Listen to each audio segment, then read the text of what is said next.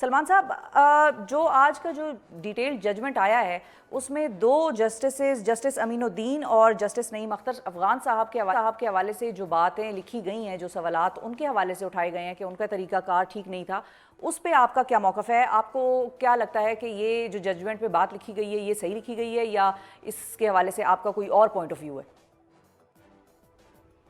देखिए, इसका पस मंज़र यही है ना कि उन दो जज साहिबान ने पहले एक फ़ैसला जो है वो लिखा और जारी किया और उस फ़ैसले में ये कह दिया कि जो 8 जज साहिबान यानी कि जो अक्सरियत है उनके फ़ैसले पर अमल ना किया जाए। तो ये एक इंतहाई अजीब व गरीब बात थी। एक अक़लियती फ़ैसला अक्सरियती फ़ैसले के हवाले से ये कहे कि इस पर अमल नहीं होना चाहिए और दीगर इदारों को ये एक तरह से हिदायत दे कि वो अक्सरियत के फ़ैसले पर अमल ना करें, ये मेरी नज़र में मुनासिब बात नहीं थी। तो आज यही कहा है मंसूर अली शाह साहब ने, जो फ़ैसला लिखा है 8 जज साहिबान की तरफ से, कि जो उनके दो बरादर जजों ने कहा वो ठीक नहीं था, वो ज़ुबान भी शाइस्ता नहीं थी। तो ठीक है, ये एक मकालमा है, गुफ्तगू हुई है सुप्रीम कोर्ट में। ये नहीं होना चाहिए था, अक़लियत को नहीं कहना चाहिए था कि अक्सरियत के फ़ैसले को ना माने दीगर इदारे, और इन्होंने जो लिखा उन्होंने उस हवाले से अपने अफसोस का इजहार किया है।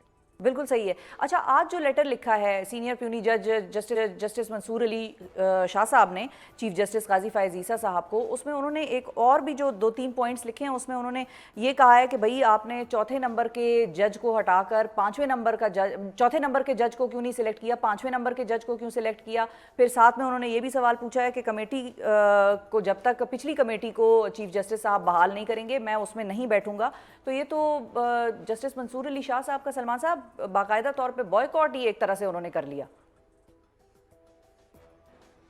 जी, उन्होंने इजहार किया है अपनी मायूसी का। देखें, जो तीसरे नंबर के जज साहब थे जस्टिस मुनीब अख्तर साहब, उनको हटा के सीनियरिटी में जो चौथे नंबर के हैं उनको शामिल किया गया। उनके रीजन भी पूछे उन्होंने। तो मंसूर अली शाह साहब ने ये भी कहा कि कोई रीजन ही हमें नहीं दिया कि मुनीब अख्तर साहब को क्यों हटाया। हाँ जी, यही उन्होंने कहा है कि वो अपना काम कर रहे थे, हर इजलास में वो शिरकत करते थे, और इस कानून का मकसद ही ये था कि मुख्तलिफ जो आरा के हामिल जज साहिबान हैं सुप्रीम कोर्ट में, वो बैठ कर बेंचों की तश्कील दें। ये तो मकसद नहीं था कि सिर्फ वही जज बैठें जो चीफ जस्टिस के हम नवा हों। तो अगर ये ख्वाहिश है चीफ जस्टिस साहब की कि उनके हम नवा जजों को ही बिठाया जाए और सीनियरिटी में तीसरे जज साहब को खारिज किया गया इस कमेटी से बग़ैर कोई वजह बताए, तो ये चीज़ मंसूर अली शाह साहब ने कहा है कि उनके लिए बाइस तशवीश है। और जब तक कोई वजाहत नहीं आती या फुल सुप्रीम कोर्ट बैठकर इस बारे में कोई फ़ैसला नहीं करती, वो इस कमेटी के जो इजलास हैं उनमें शिरकत नहीं करेंगे। और ये ठीक है, देखिए, उनके शिरकत करने से फ़र्क भी कोई नहीं पड़ना था, क्योंकि 2-1 की अक्सरियत तो बहरहाल अब कायम हो गई इस कमेटी में। ठीक है। अच्छा, और सलमान साहब, कहीं ऐसा खदशा तो आपको नहीं है? मैं आपके सामने एक सिचुएशन रखने लगी हूँ कि 30 सितंबर से जो बेंच बनना था और जिसने कि समातें करनी है आर्टिकल 63A के हवाले से रिव्यू पिटिशंस की, उसमें भी जो जज साहिबान हैं वो ये कह दें कि जब तक हमारे मतलब ये एड्रेस नहीं किए जा सकते कंसर्न्स, तब तक हम ये समातें नहीं सुनेंगे। जी, मैं समझता हूँ कि इस वक्त एक ऐसा लम्हा है मुल्क में कि तमाम जज साहिबान को, हाई कोर्टों के, सुप्रीम कोर्ट के, तमाम बाकी तफरक़ों को पसे पुश्त डालकर इकट्ठे खड़े हो जाना चाहिए आइन और कानून के दिफा के लिए।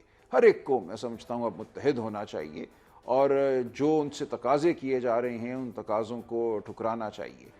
लेकिन बदकिस्मती से मुझे ऐसा होता नज़र नहीं आता। मुझे नज़र आ रहा है कि बहुत से जज साहिबान जो इस वक्त ताकतवर हलकों की ख्वाहिश है उसके साथ चलने को तैयार हैं, और ये हमारी तारीख़ में हर मोड़ पे ऐसा हुआ है। ये बदकिस्मती रही है, लेकिन हर मोड़ पे जो ताकत की ख्वाहिश थी उसको बजा लाया गया है। अदलिया में ऐसे जज मौजूद रहे हैं, आज भी बज़ाहिर ऐसी सूरत हाल है। तो अच्छा होता कि सब मुत्तहिद हो जाते, जो हमारे बुनियादी आइनी और कानूनी और मैं कहूँगा शराफत के उसूल हैं उन पर हम सब खड़े हो जाते, लेकिन ऐसा नहीं हो रहा। आप वकला तहरीक के हवाले से बात कर रहे हैं सलमान साहब? तो समझता हूँ जज साहिबान को खड़े हो जाना चाहिए, जज साहिबान को अब इकट्ठे होना चाहिए और वकला को भी यकीनन इकट्ठे होना चाहिए। लेकिन मुझे तफरुका नज़र आ रहा है। पर मेरी ख्वाहिश ये है कि तमाम जज इस हवाले से कहें कि हम ये जो तकसीम है نہیں چاہتے اور ہم میں کوئی تقسیم نہیں ہے. اچھا ہو اگر ایسا ہو جائے، لیکن ایسا ہوتا مجھے نظر نہیں آ رہا. ٹھیک ہے. سلمان صاحب یہ بتائیے کہ آپ کی خان صاحب سے بھی ملاقاتیں ہوتی ہیں، اور خان صاحب کی کیا سینس ہے اس سارے معاملے پہ؟ یہ جو امینڈمنٹ آئی، وہ جو رات اتوار کی رات جب امینڈمنٹ کرنی تھی اور لگ رہا تھا گزٹ نوٹیفیکیشن بھی ہو جائے گا، پھر وہ امینڈمنٹ مولانا صاحب نے رکوا دی اور پھر اس پہ ایک عجیب ڈرافٹ گم گیا. بھائی ڈرافٹ کسی کے پاس نہیں تھا، ایک عجیب وہ بھی کیوس بن گیا.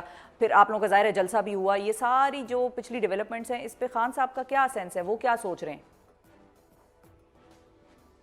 دیکھیں، سینس ان کا وہی ہے جو کسی بھی ایک درد مند لیڈر کا ہونا چاہیے. پاکستان تباہی کی جانب دھکیلا جا رہا ہے اور یہ پاکستان کے عوام کا اب فرض ہے کہ وہ روکیں اس عمل کو، وہ کھڑے ہوں، وہ باہر آئیں، وہ احتجاج کی آواز بلند کریں.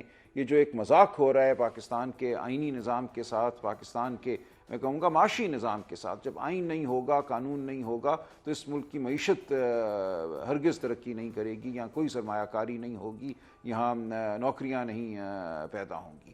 تو اب ہم سب کا یہ فرض ہے کہ ہم شرافت، آئین، قانون کی پاسداری کے لیے کھڑے ہو جائیں. اور عمران خان صاحب یہی دیکھ رہے ہیں، جو ہم عوام تک پہنچ رہے ہیں، جلسے کر رہے ہیں، احتجاج کی بات کر رہے ہیں، اس سب کا مقصد یہی ہے. اور تاریخ گواہ ہے کہ قوموں نے ہی اپنے ملکوں کو تباہی سے بچایا ہے. اگر آپ طاقتوروں کے ہاتھ میں چھوڑ دیں ملک کو اور آپ کہیں کہ جو انہوں نے کرنا ہے یہ کریں، تو ملک کو تباہی سے کوئی نہیں بچا سکے گا. طاقتور ہمیشہ ملک کو تباہی کی جانب لے کر جاتے ہیں. عوام کی آواز، عوام کی مزاحمت بہت ضروری ہے. ٹھیک ہے. اور سلمان صاحب فائنلی میاں والی کا جلسہ آپ لوگوں کا پلان ہو گیا ہے، فائنل ہو گیا ہے کہ میاں والی میں ہوگا نیکسٹ؟ نہیں، میاں والی بعد میں ہوگا، اس سے پہلے ہم راولپنڈی میں جلسہ کرنے کا ارادہ رکھتے ہیں. اچھا، اور یہ کب ہے؟ انشاءاللہ اس ہفتے.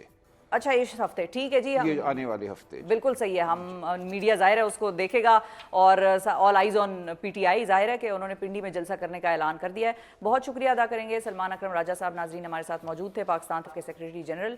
اور جاتے جاتے سلمان صاحب نے بڑا اہم پوائنٹ اٹھایا، اور جو لب لباب تھا ان کی کانورسیشن کا وہ یہی تھا کہ وکلا کے ساتھ ساتھ ججز کو بھی، چاہے وہ سپریم کورٹ کے ہوں چاہے ہائی کورٹ کے ہوں، تمام جج صاحبان کو بھی اکٹھا ہونا ہوگا اور اٹھنا ہوگا، کھڑے ہونا ہوگا، ورنہ تو ملک تباہی کی طرف جا رہا ہے. یہ کہنا تھا سلمان اکرم راجہ صاحب کا.